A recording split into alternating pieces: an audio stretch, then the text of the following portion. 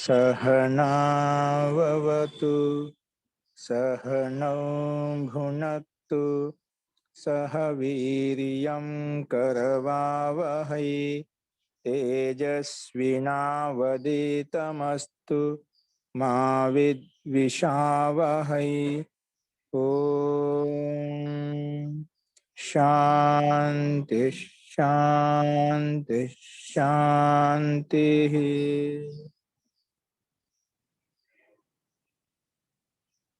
सर्वेभ्यो नमः। अंदरिकी नमस्कारम अंडी। इन्नటి పాఠంలో ఎదుర్కొన్న సందేహాలు ఉన్నాయండి?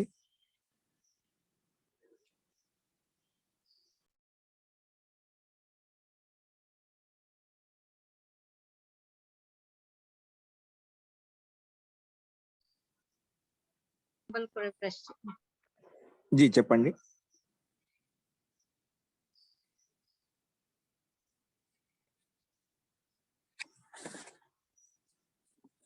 अस्तु प्रकृतम अनुसरामः। నిన్న మనం అభ్యాసం 50 మొదలు పెట్టుకున్నాము। అందులో శబ్దకోశం కూడా చెప్పుకున్నాము। అంతకంటే ముందు 49వ అభ్యాసంలో ఆన్సర్ చెప్పుకోవాలి। అవి రేపు చెప్పుకుందామండి। ఇవి ఇంకా రాయని వాళ్ళు ఎవరైనా ఉంటేనా అవి రేపు రాయండి, రేపు రాసుకొని వచ్చేయండి। ఈరోజు మనం ద్వంద్వ సమాసం అంటే ఏమిటి అది ఏదో చూద్దామండి। ఈరోజు రాసుకోండి నీట్గా। నియమం 162, నియమం 162।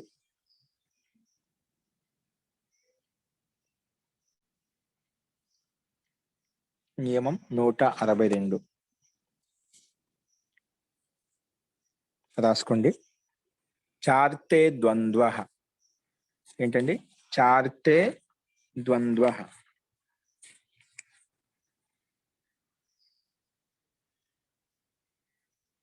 చార్తే ద్వంద్వ ఇది సూత్రం అండి మనకు। ఓకే,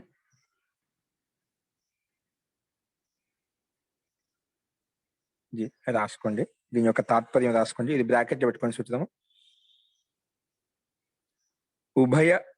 ఉభయ పదార్థ ప్రధానో ద్వంద్వ, ఉభయ పదార్థ ప్రధానో ద్వంద్వ, ఉభయ పదార్థ ప్రధానో ద్వంద్వ। ఇది కూడా బ్రాకెట్ లో పెట్టుకోండి। ఉభయ పదార్థ ద్వంద్వో ప్రధానః, ఉభయ పదార్థ ప్రధానో ద్వంద్వ అంటే ఈ ద్వంద్వ సమాసంలో రెండు పదాలు అంటే పూర్వపదము ఉత్తరపదం రెండు పదాలు ప్రధానంగా ఉంటాయి। అందుకే ఉభయ పదార్థ ప్రధాన, రెండు పదాలు ప్రధానంగా ఉంటే ఎక్కడైతే ఉంటాయో దాన్ని ద్వంద్వ సమాసం అంటాము అని ఈ సూత్రం యొక్క అభిప్రాయము। రాసుకోండి। ద్వంద్వ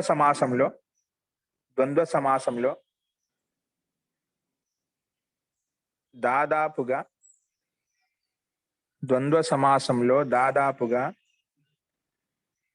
పూర్వపదము మరియు ఉత్తర పదము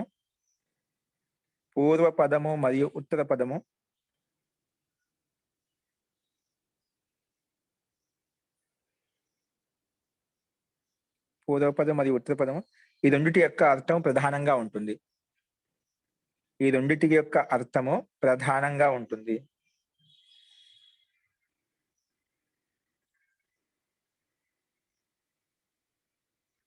ఈ రెండిటి యొక్క అర్థం ప్రధానంగా ఉంటుంది। ఈ ద్వంద్వ సమాసం అనేది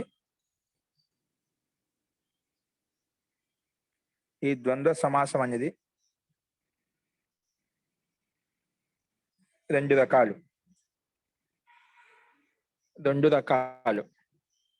ద్వంద్వ సమాసం రెండు రకాలు। ఒకటి ఇతరేతర యోగ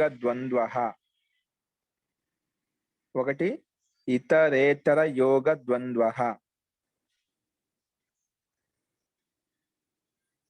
రెండు సమాహార ద్వంద్వః।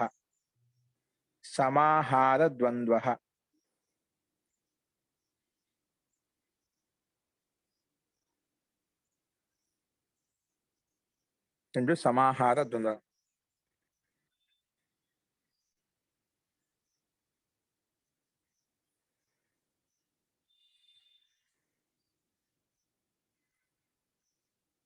సమాహార ద్వంద్వ. ఇంకోటి దీంట్లో ఏకశేష ఏకశేషం కూడా పెట్టుకోండి ఒకటి. దాంట్లో మీరు ఈ సమాసము రెండు రకాలు, ఈ ద్వంద్వ సమాసం రెండు రకాలు చెప్పాం కదా, అక్కడ మూడు పెట్టుకోండి. ఏకశేషం కూడా చెప్పుకోండి, దీంట్లో చెప్పుకుందాం. ముఖ్యంగా ద్వంద్వ ఇదే అనమాట. ఏకశేషం కొంచెం మారిపోతుంది, అయినా పర్వాలేదు. ఏకశేష ద్వంద్వ, ఏకశేష ద్వంద్వ కూడా పెట్టుకోండి. ఏకశేష ద్వంద్వ, ఏకశేష ద్వంద్వ.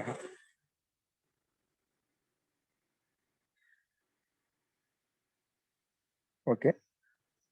ద్వంద్వ సమాసము ముందుగా రెండు రకాలని చెప్పి ఇతరేతర యోగ ద్వంద్వ, సమాహార ద్వంద్వ చెప్పాను. దాంట్లో ఇంకోటి మూడని పెట్టేసి ఏకశేష ద్వంద్వ కూడా పెట్టండి. ఏకశేష ద్వంద్వ.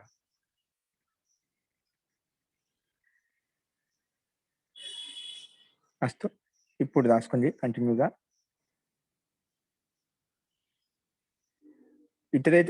ఇతరేతర యోగ ద్వంద్వ సమాసం అంటే ఏమిటి, సమాహారం అంటే ఏమిటి, దీని యొక్క ఉపయోగిత ఏ రకంగా ఉంటుందో చూద్దాం. ఇక్కడ ముందు ఇతరేతర యోగ ద్వంద్వ సమాసంలో, ఇతరేతర యోగం అంటే చెప్తున్నారు ఇక్కడ. ఇతరేతర యోగ ద్వంద్వ సమాసంలో, ఇతరేతర యోగ ద్వంద్వ సమాసంలో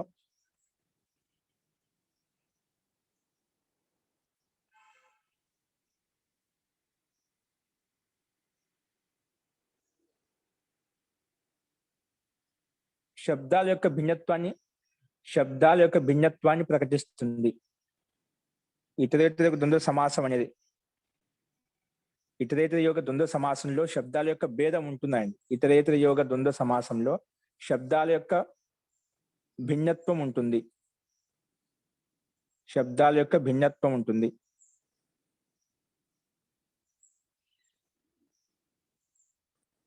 శబ్దాల యొక్క భిన్నత్వం ఉంటుంది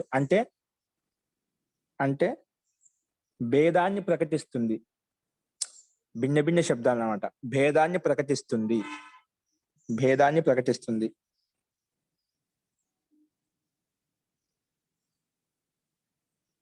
ఇతరేతర యోగ ద్వంద్వ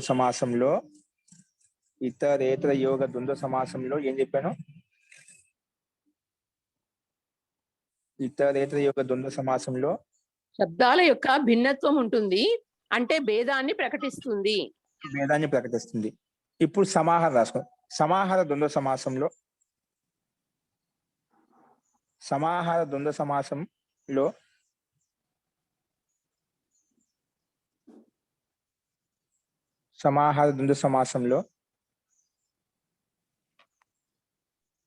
సమూహార్థాన్ని ప్రకటిస్తుంది. సమూహం యొక్క అర్థాన్ని ప్రకటిస్తుంది. సమాహార ద్వంద్వ సమాసంలో సమూహ అర్థాన్ని ప్రకటిస్తుంది.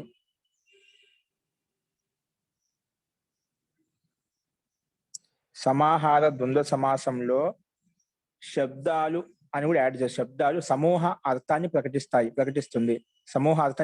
శబ్దాలు సమూహ అర్థాన్ని ప్రకటిస్తుంది.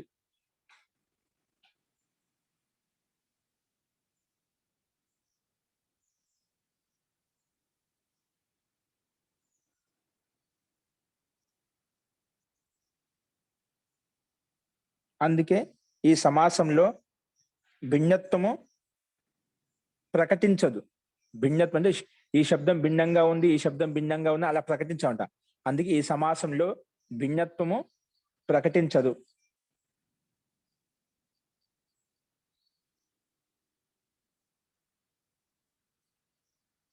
అందుకే ఈ సమాసంలో శబ్దాల యొక్క భిన్నత్వం ప్రకటించదు. శబ్దాల యొక్క భిన్నత్వం స్పష్టత కావాలంటే శబ్దాల యొక్క భిన్నత్వం ప్రకటించదు.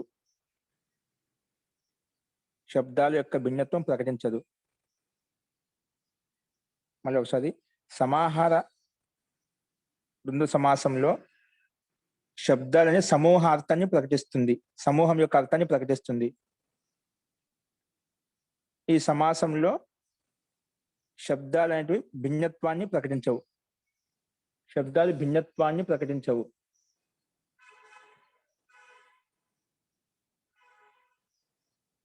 ఇంకా ఈ సమాసంలో సమూహానికి ప్రాధాన్యత ఉంటుంది. ఇంకా ఈ సమాసంలో సమూహానికే ప్రాధాన్యత ఉంటుంది. సమూహానికి ప్రాధాన్యత ఉంటుంది.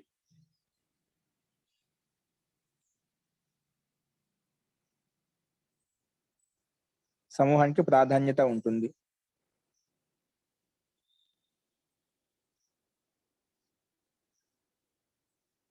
ఇతరేతర యోగ ద్వంద్వ సమాసంలో దాంట్లో ఇతరేతర యోగ ద్వంద్వ సమాసంలో ఇతరేతర యోగ ద్వంద్వ సమాసంలో ద్వివచనం మరియు బహువచనం ఉంటాయి.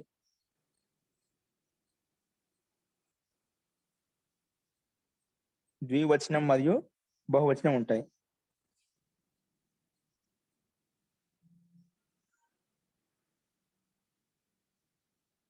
ఎక్కడైతే ద్వివచనం ఉంటాయి, ఎక్కడైతే ద్వివచనం మరియు బహువచనం ఉంటాయి, దాంట్లో కంటిన్యూగా ఎక్కడైతే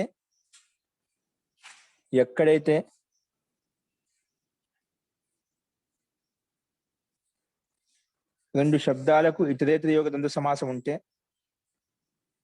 ఎక్కడైతే రెండు శబ్దాలకు ఇతరేతర యోగ ద్వంద్వ సమాసం ఉంటే,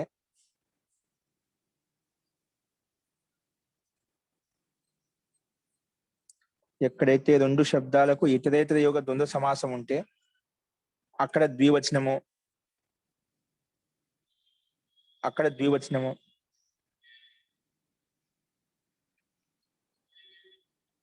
ఎక్కడైతే రెండు కన్నా ఎక్కువ శబ్దాలకు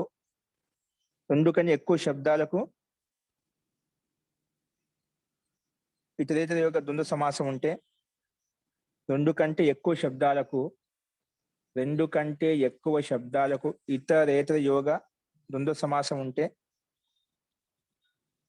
ఇతరేతర యోగ ద్వంద్వ సమాసం ఉంటే, అక్కడ బహువచనం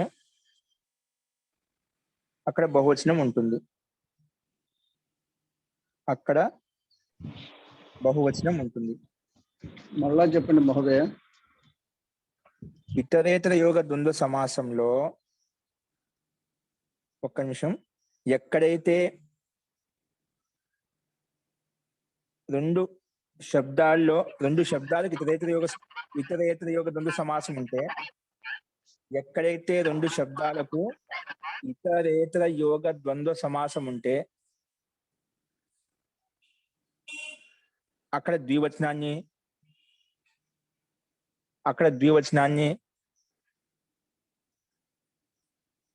ఎక్కడైతే రెండు కన్నా ఎక్కువ శబ్దాలకు ఇతరేతర యోగ ద్వంద్వ సమాసం ఉంటే, అక్కడ బహువచనం ఉంటుంది. అంటే బహువచనాన్ని ప్రయోగించాలి. అంటే సమస్త పదం ఎలా ఉంటుంది చెప్తున్నాడు. సమాసం అంటే కనీసం రెండు లేదా అంతకన్నా ఎక్కువ పదాలు ఉంటాయి. రెండు న్యాయం కూడా అక్కడ సమస్త పదం ద్వివచనం పెట్టుకోవాలి. ఇప్పుడు మాతా పితరవు ఇద్దరు కాబట్టి మాతా పితరవు అంటాం, ద్వివచనం వచ్చింది సమస్త పదం అనేది. అదే బహువచనం ఉందనుకోండి, అది సమస్త పదం బహువచనం పెట్టుకుంటాం అంట. అందుకే చెప్తున్నారు రెండు కన్నా ఎక్కువ శబ్దాలు ఉంటే అప్పుడు బహువచనం వస్తుందని చెప్పి. అర్థమైందా? ఇంకా సమాహార ద్వంద్వ సమాసంలో అయితే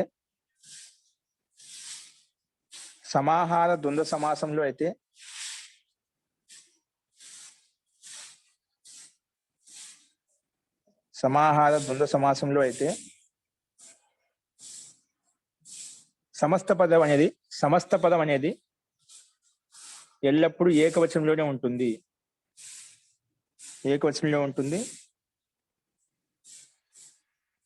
ఎల్లప్పుడూ ఏకవచనంలోనే ఉంటుంది.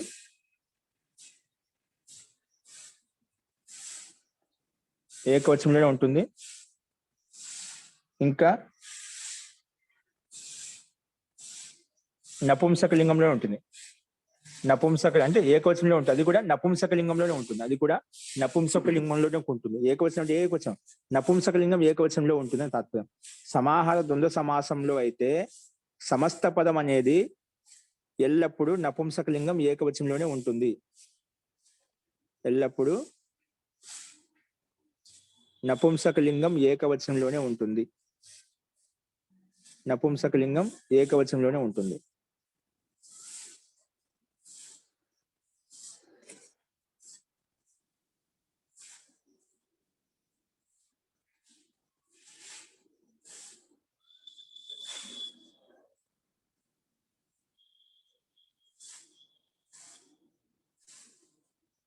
ఓకే అండి, ఇప్పుడు అర్థమైందండి. ముఖ్యంగా ఇంట్లో ఏమొచ్చిందంటే ద్వంద్వ సమాసంలో రెండు పదాలకు ప్రాధాన్యత ఉంటుంది. ద్వంద్వ సమాసం రెండు రకాలని చెప్పాము. దాంట్లో ఇతరేతర యోగ ద్వంద్వము, సమాహార ద్వంద్వ సమాసము, ఏకశేషం కూడా చెప్పాము. ఏకశేషం తర్వాత చెప్తాను.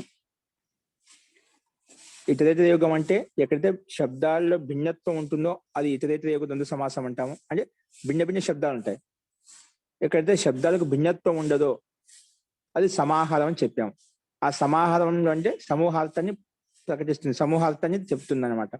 సమూహ యొక్క అర్థాన్ని ప్రాధాన్యంగా చెప్తుంది.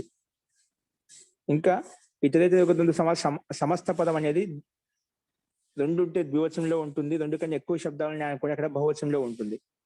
సమాహార ద్వంద్వ సమాసంలో అయితే సమస్త పదం అనేది ఎల్లప్పుడూ నపుంసకలింగం ఏకవచనంలోనే ఉంటుంది అని ఇక్కడ మనకు చెప్పుకున్నాము. ఓకే, అక్కడ ఏకశేషం చెప్పాం కదా, అది కూడా రాసుకున్నాం. ఏకశేష సమానంలో ఏకశేష సమాసంలో ఏకశేష చెప్పాం కదా, అది కూడా రాసుకుంది. ఏకశేష సమాస, ఏకశేష ద్వంద్వ సమాస. ఏకశేష సమాసంలో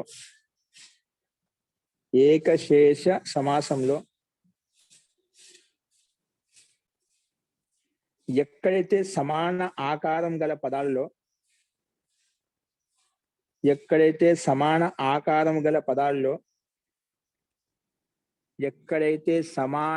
ఆకారము గల పదాలలో ఒకే పదం ఉంటే, ఒకే పదం మిగులుతేనా లేదా ఒకే పదం ఉంటే, అంటే సమాన ఆకారం చాలా ఉన్నారు, అందులో ఒకే పదం గిన ఉంటే, అంటే మిగిలి ఉంటే, ఒకే పదం గిన మిగిలి ఉంటే, ఎక్కడైతే సమాన ఆకారం గల పదాల్లో ఒకే పదం మిగిలి ఉంటే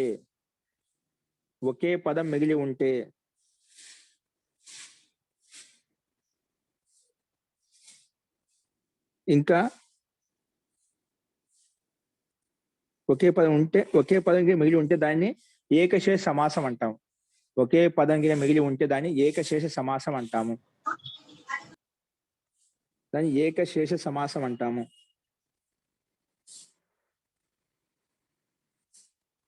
ఇంకా ఈ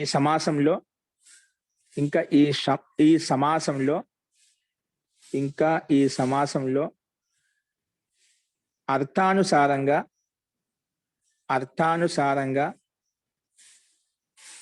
ద్వివచనం లేదా బహువచనం ఉంటుంది. ఇంకా ఈ సమాసంలో అర్థానుసారంగా సమస్త పదం అనేది ద్వివచనం లేదా బహువచనంలో ఉంటుంది. సమస్త పదం అనేది ద్వివచనం లేదా బహువచనంలో ఉంటుంది. ద్వివచనం లేదా బహువచనంలో ఉంటుంది.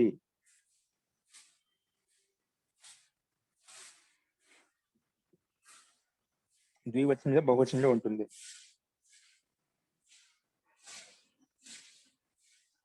రాసుకోండి, ఎగ్జాంపుల్ రాసుకోండి. ఇప్పుడు క్రమంగా 3 చెప్పుకున్నాం కదా, ఒకటి మనం ఇతరేతర యోగ ద్వంద్వ సమాసము, సమాహార ద్వంద్వ సమాసము, ఏకశేష ద్వంద్వ సమాసం. ఇతరేతర యోగం అంటే అక్కడ రెండు అంతకన్నా ఎక్కువ శబ్దాలకు సమాసం జరుగుతుంది. కానీ ఇక్కడ పదాల నుండి శబ్దాలు అనేటివి భిన్న భిన్నంగా ఉంటాయి. అందుకే ఇతరేతర యోగం భిన్నంగా ఇతర అందుకే వేరే శబ్దాలు ఉన్నాయి కాబట్టి దాన్ని భిన్న భిన్నంగా ఉన్నాయి కాబట్టి దాన్ని ఇతరేతర యోగ ద్వంద్వ సమాసం అని చెప్పాను. సమాహారంలో సమూహార్థాన్ని, ఈ శబ్ద సమూహాన్ని బోధిస్తాయి, సమూహార్థాన్ని చెప్తాయన్నమాట. అందుకే సమాహార ద్వంద్వ సమాసం చెప్పాం. ఏకశేష సమాసంలో ఇక్కడ సమాన ఆకారం గల శబ్దాలు, ఇప్పుడు వృక్ష అన్ని సమాన రూపమైన శబ్దాలు, మనుష్యశ్చ ఇవన్నీ సమాన రూపమైన శబ్దాలు. అందులో ఒకటే మిగులుతుందన్నమాట. అందుకే ఇది ఏకశేష సమాసం అని చెప్పాము. అవి ఒక్కొక్కటి ఎగ్జాంపుల్ చూద్దాం. రాసుకోండి. ముందు ఇతరేతర యోగ ద్వంద్వ సమాసానికి ఎగ్జాంపుల్ రాసుకోండి. రామశ్చ రామశ్చ కృష్ణశ్చ రామశ్చ కృష్ణశ్చ రామశ్చ కృష్ణశ్చ ఈజ్ ఈక్వల్ టు రామకృష్ణౌ రామకృష్ణౌ రామకృష్ణౌ. ఇక్కడ ఎన్ని పదాలు ఉన్నాయండి? రాముడు ఒక పదము, కృష్ణుడు ఒక పదం. 2 పదాలు కదా. 2 పదాలకు ఇతరేతర యోగ ద్వంద్వ సమాసం చెప్పి నువ్వు 2 ఉన్నాయి కాబట్టి క్రియాపదము రామకృష్ణం అని ద్వివచనంలో వచ్చింది. అక్కడ రామకృష్ణ సమస్త పదం కలిపి చెప్పే పదం 2 పదం కలిపి ఒకటే ద్వివచనం పెట్టారు, రామకృష్ణవు అని చెప్పి. రామకృష్ణ రామకృష్ణవు రామకృష్ణా రూప నడిపించా అంటే ఇక్కడ మనం ఏం చెప్పుకున్న నియమంలో ఇక్కడ రామశ్చ కృష్ణశ్చ రామకృష్ణవు. ఇక్కడ మనము 2 పదాలు భిన్న భిన్నంగా ఉన్నాయి. ఇతరేతర యోగ ద్వంద్వ సమాసంలో పదాలంటే భిన్న భిన్నంగా ఉంటాయని చెప్పారు. రాముడు ఒక పదం భిన్నమైనది, కృష్ణుడు ఒక భిన్నమైన పదమే. సమానమైన పదాలు కాదు ఇవి. ఒకే అర్థాన్ని బోధించవు. రాముడి సత్తా విశేషంగా ఉంది, కృష్ణుని యొక్క సత్తా విశేషంగా ఉంది. అంటే ఎవరి సత్తా వారికి భిన్న భిన్నంగా ఉంది. అలా భిన్న భిన్న ఏ సమాసంలో పదాలు భిన్న భిన్నంగా ఉంటాయో దాన్ని ఇతరేతర యోగ ద్వంద్వ సమాసం అంటాము. భిన్న భిన్నంగా ఉన్నాయి, అందులో రెండింటి పదాలకు ప్రాధాన్యత ఉంది. రాముడికి రామునికి కూడా ప్రాధాన్యత ఉంది, అతని యొక్క సత్తా ఉంది. కృష్ణుని కూడా అతని యొక్క సత్తా ఉంది. ఎవరిని తీసేయడానికి లేదు. అంటే 2 పదాలు ప్రాధాన్యంగా ఉంటాయి. ఇలా ఎందుకు చెప్తున్నామంటే అవిభావ సమాసం చెప్పుకున్నాం. అవిభావ సమాసంలో ముందు పదం ప్రధానంగా ఉంటుందని చెప్పాను, పూర్వ పదం ప్రధానంగా ఉంటుందని చెప్పాను. ఉత్తర పదానికి ప్రాధాన్యత ఉండదు. అదే తత్పురుష సమాసంలో ఉత్తర పదానికి ప్రాధాన్యత ఉంటుంది. ఎక్కడైతే 2 పదాలు ఉంటాయో ఉత్తర పదానికి ప్రాధాన్యత ఉంటుంది. ఉత్తర పదానికే ప్రాధాన్యత ఉంటుందని చెప్పాం. అదేవిధంగా బహుళీ సమాసంలో మొన్న చెప్పుకున్నాము, అన్ని ఇక్కడ ఉండే పదాలు కాకుండా వేరే పదం ప్రాధాన్యంగా ఉంటుంది. ద్వంద్వ సమాసానికి విశేషత ఏమిటంటే ఇక్కడ 2 పదాలు ఇక్కడ ఉండే పదాలు ఏవైతే ఉన్నాయో 2 పదాలకి ప్రాధాన్యత ఉంటుంది. 2 పదాలకి ప్రాధాన్యత ఉంటుంది. ఇక్కడ రామశ్చ కృష్ణ, రాముడికి ప్రాధాన్యత ఉంది, కృష్ణుడికి కూడా ప్రాధాన్యత ఉంది. అందుకే భిన్న భిన్నంగా ఉన్నాయి. ప్రాధాన్యత ఉంది కానీ భిన్న భిన్నమైన శబ్దాలు, ఎవరి సత్తా వాళ్ళకు ఉంది. కాబట్టి ఇతరేతర యోగ ద్వంద్వ సమాసం అని చెప్పాము. అందుకే రామశ్చ కృష్ణశ్చ ఈజ్ ఈక్వల్ టు రామకృష్ణవు. ఓకే, ఇంకోటి ఎగ్జాంపుల్ రాసుకోండి. ఇదే విధంగా సీతాచ రామశ్చ ఈజ్ ఈక్వల్ టు సీతారామౌ. సీతాచ రామశ్చ ఈజ్ ఈక్వల్ టు సీతారామౌ.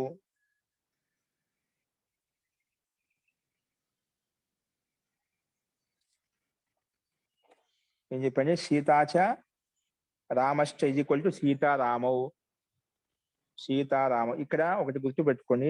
ఎక్కడైతే ఒకటి స్త్రీలింగ శబ్దం పుల్లింగ శబ్దం అని చెప్పి వచ్చాయనుకోండి, ఎక్కడైతే అంతిమంలో ఏ పదం అయితే పుల్లింగ పదం అయితే పుల్లింగం, స్త్రీలింగ పదం అయితే స్త్రీలింగం.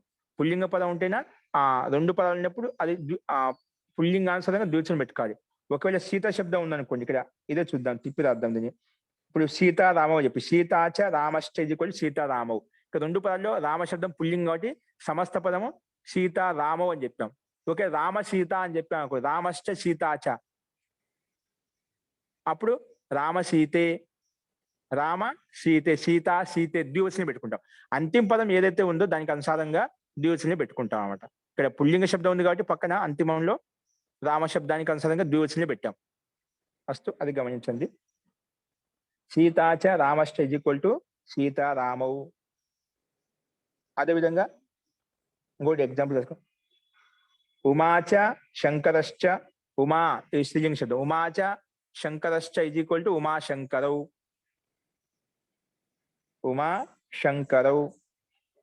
ఉమాచ శంకరశ్చ ఈజ్ ఈక్వల్ టు ఉమాశంకరౌ. 2 భిన్న భిన్న పదాలు, అందుకే భిన్న భిన్నంగా పదాలు కాబట్టి కానీ 2టికి ప్రాధాన్యత ఉంది. అందుకే ఇతరేతర యోగ ద్వంద్వ సమాసం చెప్పాం. అదే భీమశ్చ అర్జునశ్చ భీమార్జునౌ 2 కదా, అందుకే ద్వివచనం పెట్టుకున్నాం. ఓకే, రాసుకొని చెప్తాను.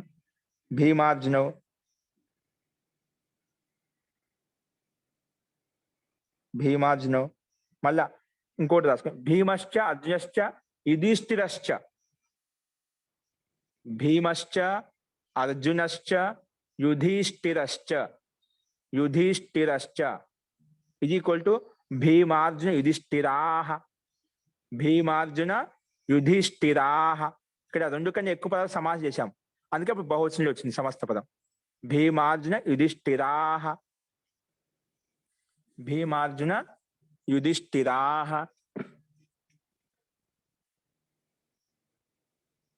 భీమార్జున యుధిష్ఠిరాహ.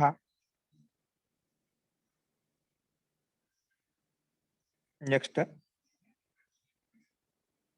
పత్రం చ పుష్పం చ ఫలం చ పత్రం చ పుష్పం చ ఫలం చ పత్రం చ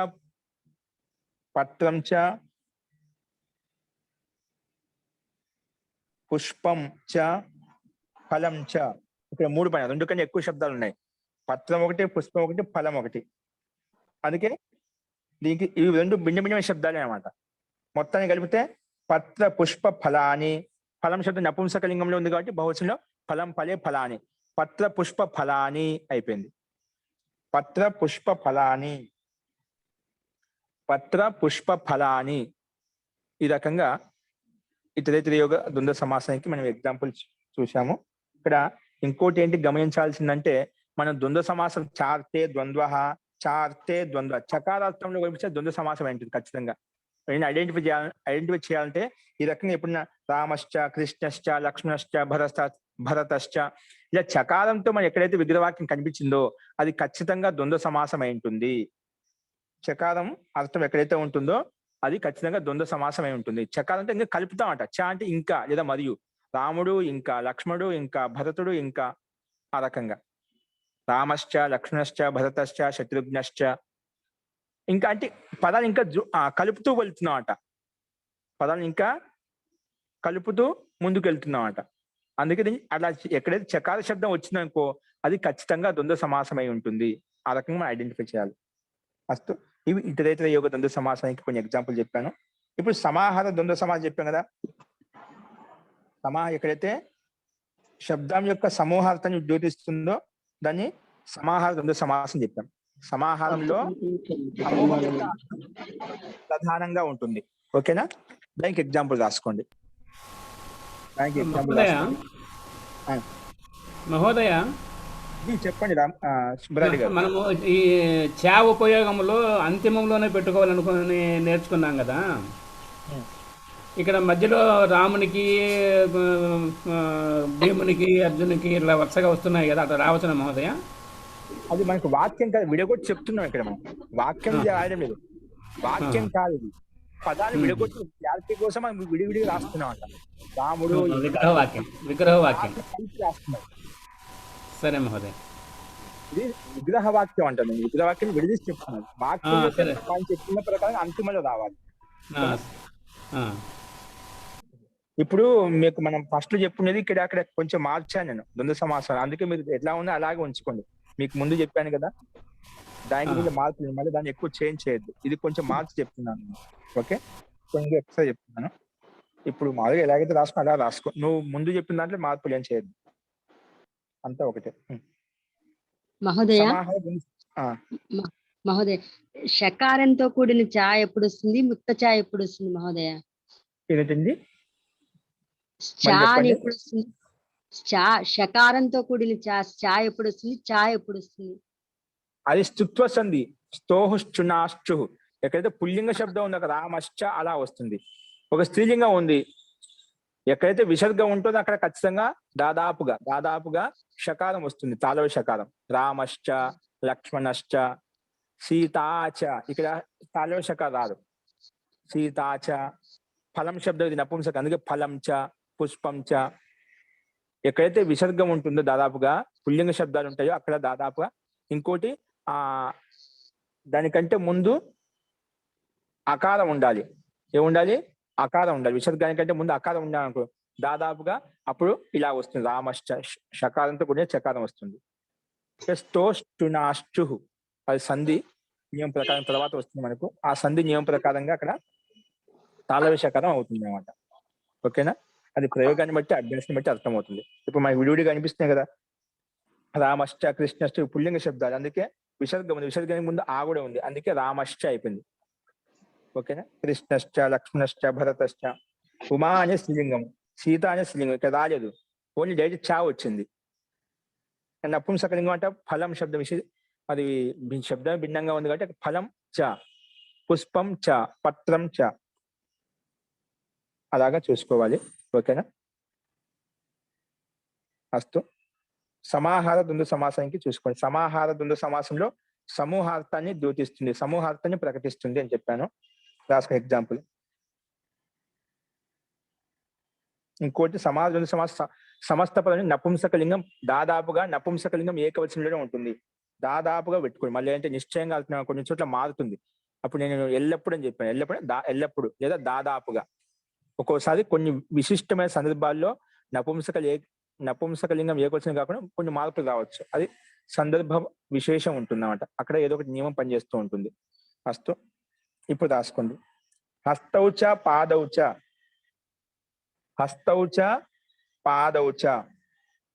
ఇక్కడ హస్తం అంటే 2 చేతులు, పాదం అంటే 2 కాళ్ళు, అందుకే డ్యూయల్స్ పెట్టిన. హస్తౌచ పాదౌచ, ఇక సమూహం అయిపోయింది కదా. ఇప్పుడు హస్తం అంటే 2, పాదం అంటే 2, మొత్తం సమూహాన్ని 4 వచ్చింది, అందుకని ఎక్కువ ఉన్నాయి అనుకోండి, అది బహువచనంలోకి వచ్చేస్తుంది. అంటే సమూహాన్ని చెప్తున్నాం, 2 కాళ్ళు 2 చేతులు అన్నిటిగా. కాబట్టి ఈ 2 పదాలు కలిసి సమూహాన్ని ద్యోతిస్తున్నాయి, సమూహాన్ని ద్యోతిస్తుంది, అందుకే దీని సమాహార ద్వంద్వ సమాసం చెప్పాం. ఓకే, ఎగ్జాంపుల్ ఏం చెప్తాను. హస్తౌచ పాదౌచ ఈజ్ ఈక్వల్ టు హస్తపాదం. కల్పితం అయిపోయింది, హస్తపాదం. ఇది నపుంసకలింగం ఏకవచనం వచ్చిందా సమస్త పదం అనేది.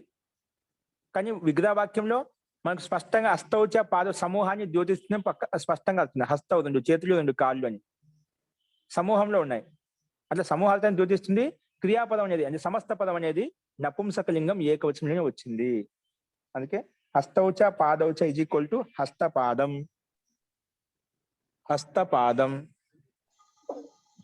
నెక్స్ట్ అండి, నెక్స్ట్ ఎగ్జాంపుల్ దధీచ ఘృతం చ. దధీచ ఘృతం చ, దధీచ ఘృతం చ. ఇక దధీచ ఘృతం చ, దధి అనేది ఇకారం ఉంది, హ్రస్వీకారం. ఓకేనా. కానీ ఇక దధి శబ్దం నపుంసకలింగంలో ఉంది. ఓకేనా. ఘృతం శబ్దం నపుంసకలింగం ఉంది. దధి శబ్దము ఇకారాంత శబ్దం, ఇది నపుంసకలింగం అనుకోండి, అది ఇకారాంతం అన్నమాట, అది మకారాంతం ఘృతంలో. కానీ ఇక్కడ తాళ విశకారంతో గురించి చకారం రాలేదు ఇక్కడ. ఒకవేళ విసర్గానికి ముందు పుల్లింగమై ఉండాలి, అది అకారమై ఉంటే అప్పుడు తాళ విశకారంతో కూడిన చకారం వస్తుంది, స్తోష్టునాష్టు నియమం ప్రకారంగా. ఇక్కడ లేదు కాబట్టి మామూలుగా దధీచా పెట్టాం. అదేవిధంగా ఘృతం శబ్దం నపుంసకలింగం ఘృతం చ అని పెట్టాం. ఓకే. దధీచ ఘృతం చ తయోహు, ఈ రెండిటి యొక్క సమాహార. తయోహు సమాహార, పెరుగు నెయ్యి యొక్క సమూహాన్ని అని అర్థం. తయోహు అంటే తయోహు కయోహు, దధి ఘృతయోహు. దధి అంటే పెరుగు పాల నెయ్యి యొక్క అని అర్థం. తయోహు సమాహార, సమాహార అంటే సమూహం అని అర్థం. సమాహార అంటే సమూహం అని అర్థం. దధీచ ఘృతం చ తయోహు సమాహార దధి ఘృతం. దధి ఘృతం, దధి కలిపితే ఏమవుతుంది, దధి ఘృతం. దధి ఘృతం ఇది కలిపి చెప్పేసి సమస్త పదము నపుంసకలింగం ఏకవచనంలోకి వచ్చింది చూడండి. ఆ రెండింటి యొక్క సమూహాన్ని దధి ఘృతం అంటాము. దధి ఘృతం అనగానే ఆ పెరుగు యొక్క నీ యొక్క సమూహం ఉందని అర్థం చేసుకోవాలి, దధి ఘృతం. అందుకే దధీచ ఘృతం చ తయోహు, ఈ రెండింటి యొక్క సమాహార సమూహాన్నే దధి ఘృతం అంటాము. దధి ఘృతం అంటాము. ఏంటండి హస్త పాదకి ఎందుకు సమాహారం మనం వాడలేదు పదం? తయోహు సమాహారం అంటే 2 స్పష్టంగా ఉండే కదా. అప్పుడు దీనికి మాత్రం తెలుసు మనకు, 2 చేతులు 2 కాళ్ళే ఉంటాయి, 3వ చేయి 3వ కాలు ఉండదు. ఓకేనా. ఇక్కడ ఘృతం అని ఎంత మాత్రం మనకు తెలియదు కదా, మాత్రం మనకి నిశ్చయం ఉందా, లేదు కదా. పెరుగుకి మాత్రం నెయ్యికి మాత్రం నిశ్చయం లేదు, అందుకే దీని యొక్క సమూహాన్ని తీసుకోవాలి. సమూహం అంటే ఎంత స్పష్టంగా చెప్పేసి దీని యొక్క సమూహాన్ని అని చెప్పాం. మరి ఘృతం అంటే నెయ్యి ఇంత తీసుకోవాలా ఇంత తీసుకోవాలి, సందేహం రాకుండా దీని యొక్క సమూహం తీసుకోవాలి. స్పష్టత కూడా చెప్తాను. తయోహ సమాహార రాసుకోవచ్చు, ఇబ్బంది లేదు, కానీ అవసరం లేదు, స్పష్టత మనకు ఉన్నాయి కాబట్టి. అస్తు. నెక్స్ట్ గోశ్చ మహిషశ్చ. గౌశ్చ మహిషాచ. మహిష శబ్దం అంటే స్త్రీలింగం అండి. గౌశ్చ మహిషాచ గోమహిషం. గోమహిషం. మహిష అంటే భేస్. భేస్ అంటే ఇది గేదె. గౌశ్చ మహిషాచ గోమహిషం.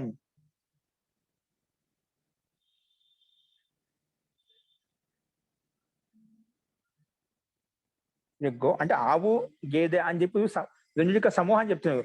ఆవులు ఉన్నాయి, గేదెలు ఉన్నాయి అని అర్థంలో. ఓకేనా? ఇక్కడ ఏకవచనంలో ఉంది కాబట్టి మనకు గో అని ఒకటి ఉంది, మహిషం, రెండింటి యొక్క సమూహం చెప్తున్నాం, అందుకే గో మహిషం అని చెప్తాం.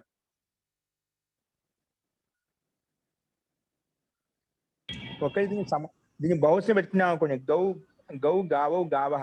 గావశ్చ మహిషాశ్చ. మహిషాశ్చ తయోః సమాహారః గో మహిషం అని చెప్పుకోవచ్చు. ఓకేనా? ఏకవచనం పెట్టుకున్నా కూడా దాన్ని బట్టి మనం తయోః సమాహారః అవసరం లేదు.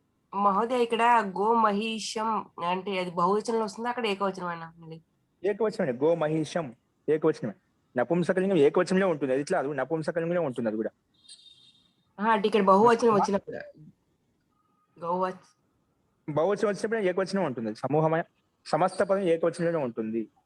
ఇప్పుడు సమూహ ద్వౌచ పాదౌచ రెండు కదా, రెండప్పుడు రాలే కదా సమస్త పదం. అక్కడ హస్తపాదం అని చెప్తాం. హస్తౌచ పాదౌచ హస్తపాదమే చెప్తాం. మనకు సమస్త పని అనేది నపుంసకలింగంలోనే ఉంటుంది, అది కూడా ఏకవచనంలోనే ఉంటుంది. ఓకేనా? విగ్రహ వాక్యంలో మనకి సమూహం స్పష్టమవుతుంది. జీ చెప్పండి. మహోదయ, దీన్ని బహువచనంలో తీసుకున్నప్పుడు గావాశ్చ మహిషాశ్చ తయోః సమాహారః. గావశ్చ మహోదయ, గావశ్చ గావౌ గావౌ గాః.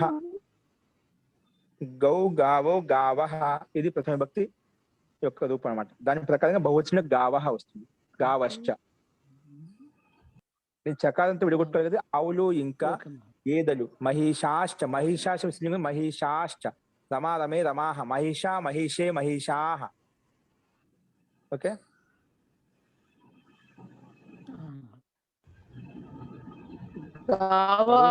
మహిషాః అనే పదం వస్తుంది కదా మహిషాచ. మహిషాశ్చ ఇక్కడ ఎందుకంటే విసర్గం ఉంది కదా, అందుకే మహిషాశ్చ.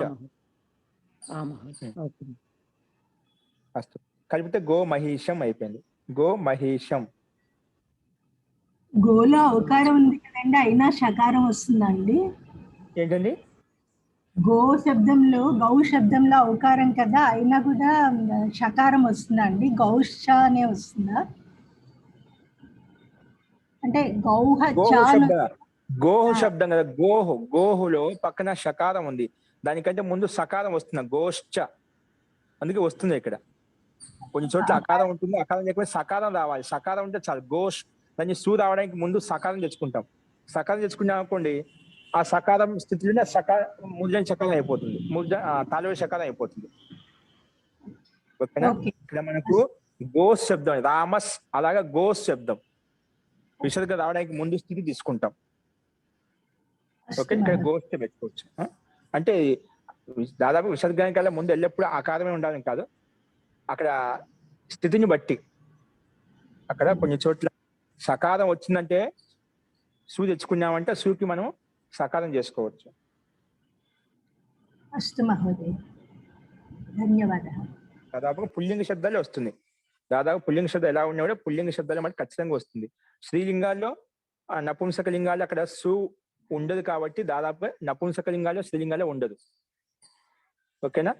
పుల్లింగ శబ్దాలు ఏదైనా కూడా దాదాపుగా వస్తుంది, అక్కడ షకారం వస్తుంది, అది గుర్తుపెట్టుకోండి. ధన్యవాదాలు. ఇంకోటి వ్రీహిశ్చ యవశ్చ. వ్రీహి యవం. వ్రీహిశ్చ యవశ్చ ఇది వ్రీహి యవం. వ్రీహి యవం.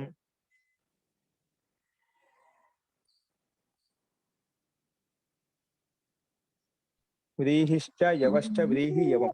ఇవి గోధుమలు. వ్రీహి అంటే గోధుమలు అండి. యవహ అంటే కూడా కొంచెం దానికి ప్రజాతులు చెప్పాను. కొంచెం మనకు బియ్యంలో కూడా రకరకాలు ఉంటాయి కదా, కర్నూలు సోనా అని చెప్పి, బాస్మతి సోనా అని చెప్పి రకరకాలుగా. అట్లా గోధుమల్లో కొన్ని వెరైటీస్ అన్నమాట. దీన్ని జవ్ అంటాం, దాన్ని గోధుమలు అంటాం అన్నమాట. ఓకేనా. వ్రీహిశ్చ యవశ్చ ఈజ్ ఈక్వల్ టు వ్రీహి యవం. అదేవిధంగా శీతశ్చ ఉష్ణం చ శీతోష్ణం అయిపోతుంది. శీతశ్చ ఉష్ణం చ ఈజ్ ఈక్వల్ టు శీతోష్ణం. శీతము మరియు ఉష్ణం అంటే శీతలము మరియు వేడి. శీతశ్చ ఉష్ణశ్చ ఈజ్ ఈక్వల్ టు శీతోష్ణం. శీతోష్ణం.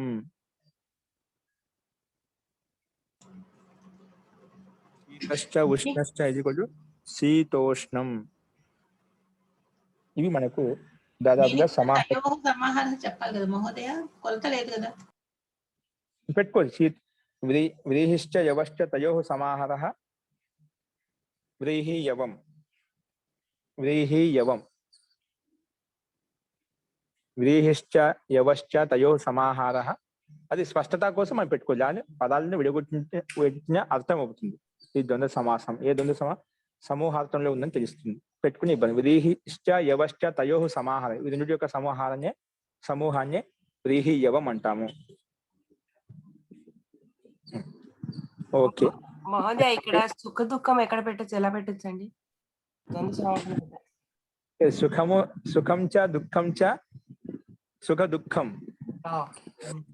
దుఃఖశ్చ తయోః సుఖాలు చాలా ఉన్నాయి, దుఃఖాలు చాలా ఉన్నాయి. వాటి యొక్క సమూహాన్ని సుఖ దుఃఖం అంటాము. సుఖ దుఃఖాలు చాలా ఉన్నాయని జీవితాల్లో అంటుంటాం మనం. సుఖశ్చ దుఃఖం చ తయోః సమాహారః సుఖ దుఃఖం. ఓకేనా. ఓకే, ధన్యవాదాలండి.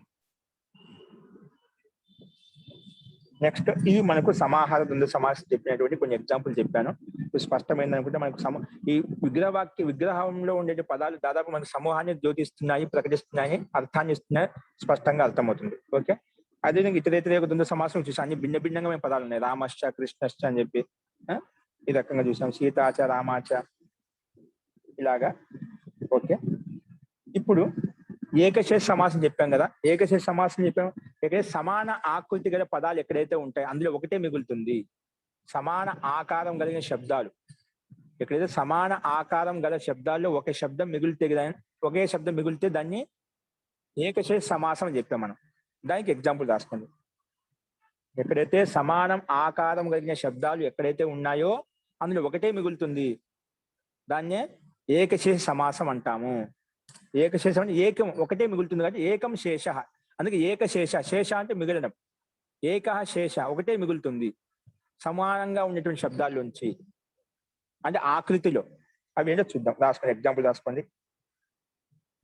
వృక్షశ్చ వృక్షశ్చ వృక్షశ్చ వృక్ష ఆకృతి సమానంగా ఉందా? అది కూడా వృక్ష శబ్దం, ఇది కూడా వృక్ష.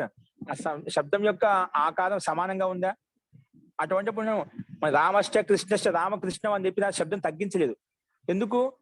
అది సమాన ఆకారం గల శబ్దాలు కదా. రాముడు భిన్నం శబ్దము, కృష్ణ భిన్నమైన శబ్దం. అందుకే రామకృష్ణం అని చెప్పి రెండు ఉన్నప్పుడు. ఇప్పుడు ఆ రకంగా ఇక్కడ వృక్షశ్చ వృక్షవు పెట్టాలి కదా. కానీ సమాన ఆకృతి ఉన్నప్పుడు దాంట్లో ఒకటే రాసుకోవచ్చు, రెండు రాయాల్సిన అవసరం లేదు. అందుకే ఈజ్ ఈక్వల్ టు వృక్షవు అయిపోయిందండి. వృక్షశ్చ ఈజ్ ఈక్వల్ టు వృక్షవు. అందుకే దానికి అది ఇతరేతర ద్వంద్వ సమాసం చెప్పారు. రామశ్చ కృష్ణశ్చ రామకృష్ణం.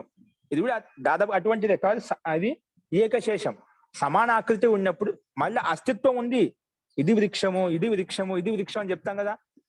ప్రతి వృక్షం కూడా భిన్న భిన్నమైందే. కానీ వృక్షత్వం అనేది సమానంగా ఉంది కాబట్టి ఇప్పుడు ఇతను రాముడు, ఇతను కృష్ణుడు అని చెప్పి నీకు సమానత ఉందా? ఇతని యొక్క రాముడి యొక్క గుణాలు వేరు, కృష్ణుడి యొక్క గుణాలు వేరు. మనుషత్వం సమానమే కానీ గుణాల్లో వైభిన్యం ఉంది కదా. గుణాల్లో విభిన్నత ఉంది కానీ వృక్షత్వంలో విభిన్నత లేదు. వృక్షత్వం అనేది అందుకే వృక్షశ్చ ఈజ్ ఈక్వల్ టు వృక్షవు. వచ్చింది రెండే కదా. రెండు ఉన్నప్పుడు ద్వివచనంలో ఏమొస్తుంది? వృక్షవు వచ్చిందన్నమాట. సమాన ఆకృతి కాబట్టి ఒకే శబ్దంతో వృక్షం అని పెట్టేశాం. వృక్షం అనగానే రెండు వృక్షాలు ఆటోమేటిక్ తెలిసిపోతుంది మనకు. వృక్ష వృక్షౌ వృక్షా వృక్ష అని ఒక వృక్షము, వృక్షం అంటే 2 వృక్షాలు, వృక్షాహ అని చాలా వృక్షాలు వస్తాయి. ఓకే, ఇప్పుడు ఇంకోటి రాసుకోండి దగ్గర, మళ్ళీ ఇదే శబ్దాన్ని రాసుకోండి. వృక్షశ్చ వృక్షశ్చ వృక్షశ్చ, ఇంకా ఇది ఎంజాయ్ పెట్టుకోండి, వృక్షశ్చ అలాగా, వృక్షశ్చ వృక్షశ్చ వృక్షశ్చ డాష్ డాష్ పెట్టి ఎంజాయ్ పెట్టుకోవచ్చు.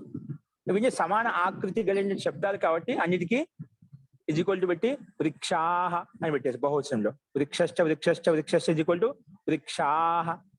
ఇవన్నీ సమాన ఆకారం కలిగిన శబ్దాలు కాబట్టి ఒకటే శేషంగా ఒకటే పెట్టుకోవచ్చు, భయం లేదు. ఒకటే పెట్టుకుని అంటే బహువచనంలో జస్ట్ తీసుకొచ్చి మనం రూపం తయారు చేసుకోవచ్చు, వృక్షాహ అని చెప్పొచ్చు. వృక్షశ్చ వృక్షశ్చ వృక్షశ్చ ఇజ్ ఈక్వల్ టు వృక్షాహ. ఇదండి ఈ రకంగా. అదేవిధంగా మనం ఏదైనా తీసుకో, మనుష్యశ్చ మనుష్యశ్చ ఇజ్ ఈక్వల్ టు మనుష్యౌ.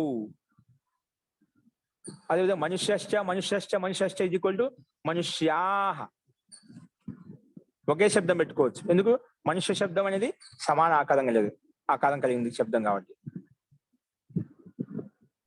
అదే ఎన్యమే రామశ్చ రామశ్చ ఇజ్ ఈక్వల్ టు రామౌ, ఎక్కువ పెట్టుకో, రామశ్చ రామశ్చ రామశ్చ ఇజ్ ఈక్వల్ టు రామాహ అంటే అయిపోతుంది. అలాగే సమాన ఆకారం కలిగిన శబ్దం ఏంటండి?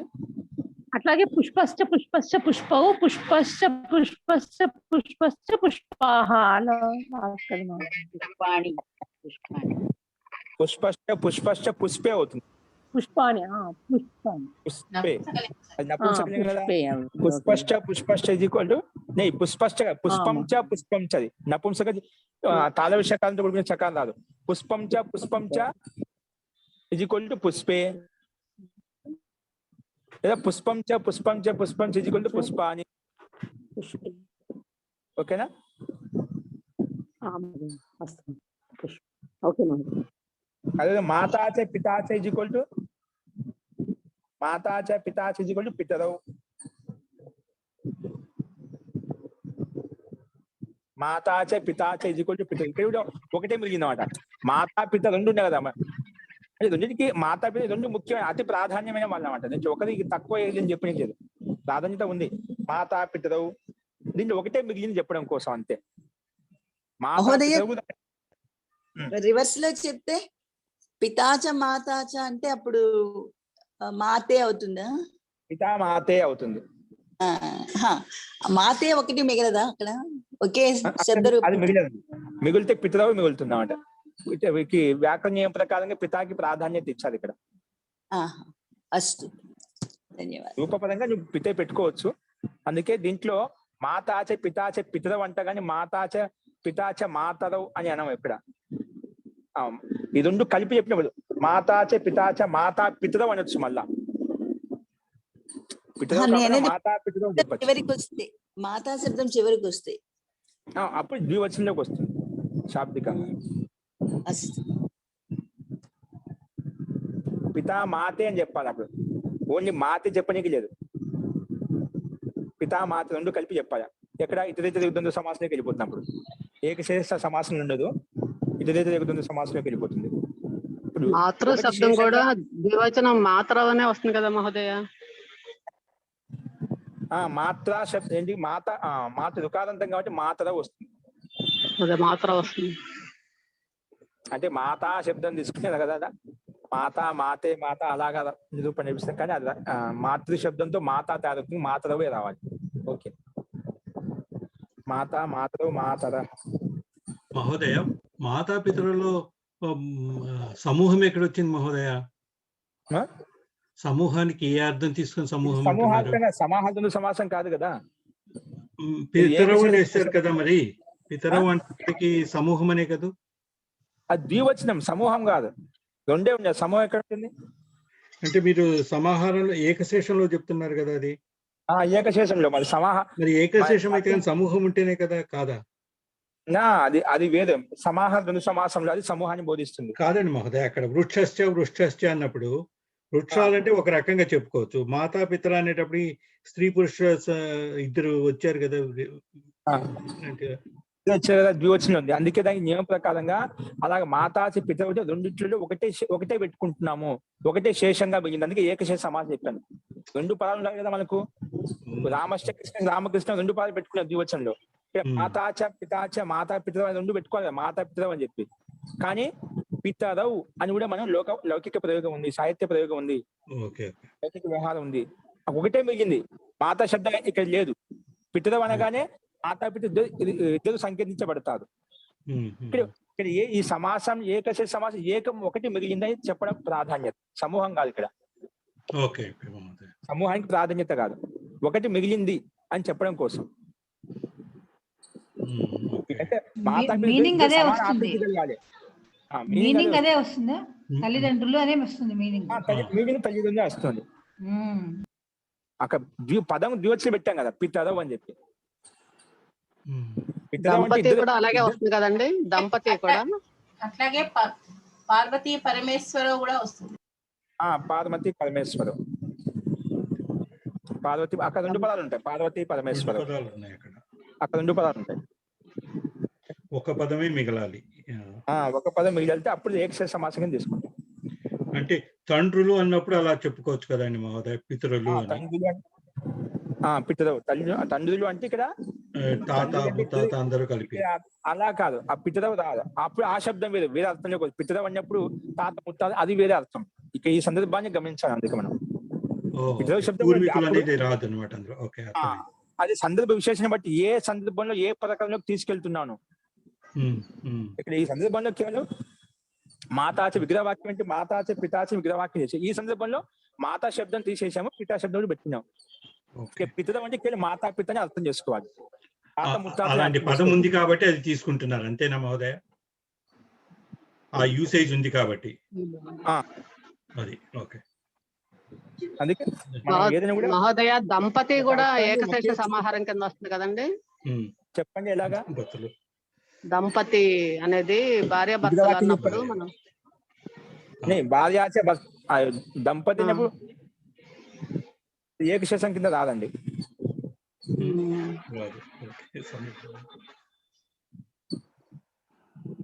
అది ఏకశేషం. భార్యాచ భర్తాచ అది వేరే సమాసం కింద మారిపోతుంది, బహువ్రీహి అయిపోతుంది మహోదయ. అది బహువ్రీహి సమాసం కాదు, ఈ 2 సమాసం నుండి భార్యకి భర్తకి ప్రధానం. భార్యాచ భర్తాచ, భార్య భర్తౌ, భర్తారో, భార్య భర్తారో వస్తుంది. భర్తృ శబ్దం కదా, భర్తృ శబ్దం భర్త తయారవుతుంది. భార్యాచ భర్తాచ, భార్య భర్తారో. ఓకే. దంపతిని సమస్త పదం అనేది, దంపతి అనగానే అది విధంగా. ఈ రకంగా మనం ఏకశేష సమాసం కొంచెం చూసామండి. అంటే పితరవును సమస్త పదం అన్నరా మహోదయ? ఈ సమస్త పదమే కదా, మాతాచ పితాచ పితరవు. Okay okay. ఒకేటి మిగిలింది, అందుకే ఏకశేష సమాసం చెప్తాం. ఓకే మహోదయ, ధన్యవాదాలు. ఓకే, ఇవి మనము సమాసం గురించి మనం సమాసం గురించి కొన్ని చెప్పుకున్నాం. ఇవే కాదండి, చాలా నియమాలు ఉన్నాయి మనకు ఈ విషయంలో. కొన్ని ప్రసిద్ధంగా మనకు పితరం అనేది ప్రసిద్ధంగా ఎక్కువ వాడుతుంటాం. దీంట్లో మార్పులు వస్తాయి. దంపతి విషయంలో, భార్యాభర్త విషయంలో కొన్ని ఇంకా అక్కడ విశిష్టమైన నియమాలు ఉన్నాయి. అవి మనం ఇంకా లోతుగా వెళ్ళొచ్చు. అది వ్యాకరణం విషయంలో అంత ఎందుకు విశాలంగా అవుతుందని చెప్పలేదు. మా సందర్భాన్ని బట్టి ప్రకరణం బట్టి చెప్పుకున్నామండి. మాతాచ పితాచ, మాతా పితరవు అలా చెప్పదు. కానీ ఇక్కడ మనం ఒకటే చెప్పాం, పితరవు అని చెప్పి. అది ఎక్కడ ఏ రకంగా చెప్పాలి, వచ్చిన ప్రయోగాన్ని బట్టి చూసుకోవాలి.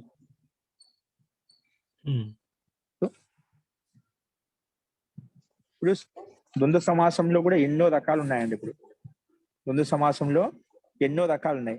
మనకు ప్రసిద్ధంగా ఎక్కువ వాడుకలో ఉన్నటువంటి కొన్ని చూపించామట. ఇప్పుడు నేను చెప్పింది అన్నిటికి వర్తిస్తుంది కాదు, చాలా కొన్ని మార్పులు కూడా వస్తాయి.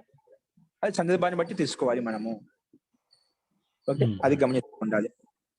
సరే అండి, ఇప్పటివరకు మనం ద్వంద్వ సమాసం యొక్క నియమాలు ఎలా ఉంటుంది, దాని యొక్క ఎగ్జాంపుల్స్ ఏంటి అవి చెప్పుకున్నాము. ఇంకా వీటికి సంబంధించిన వాక్యాలు మనం రేపు చెప్పుకుందామండి. ఇది శకుంతలాదేవి గారు చెప్పండి.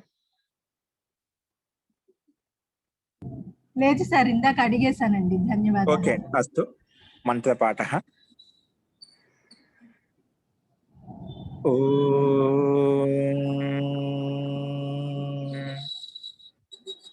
సర్వే భవంతు సుఖినః, సర్వే సంతు నిరామయాః, సర్వే భద్రాణి పశ్యంతు, మా కశ్చిత్ దుఃఖ భాగ్ భవేత్. శాంతి శాంతి శాంతి. సర్వేభ్యో నమః. అందరికీ నమస్కారం.